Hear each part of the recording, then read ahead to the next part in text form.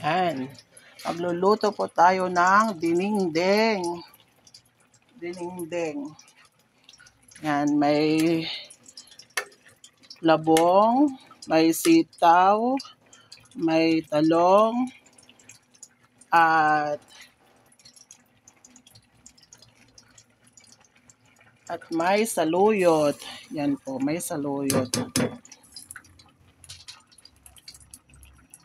In Ilocano, dinengdeng. Yan, may saluyot po siya. Yan, wow, yummy. At sasahugan po natin ng pritong isda. Yan. Pakulan lang po natin siya ng 2 minutes. O kaya ilang minutos lang po. Yan. O kaya seconds. Para maluto po yung gulay po niya, yung saluyot po. Pagkaluto, ilalagay po natin yung isda.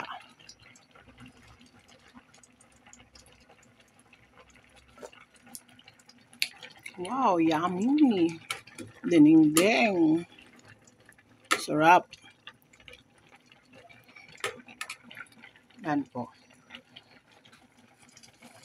Ngayon, lagay na po natin yung isda para magiging yummy siya. Yan. Pagkukulaan po natin ng ilang minuto muna po. Yan po. Kumulo na siya ng kumulo. Sarap naman. Grabe. Yan. Pag may tinanim, may aanihin. Yan sa may bakuran. Tayo po'y magtanim-tanim ng gulay. Yan. O, di po ba? Napaka-delicious. Yan. Mag-aain na po tayo. Masayang mananghalian. Kain po tayo. Yan.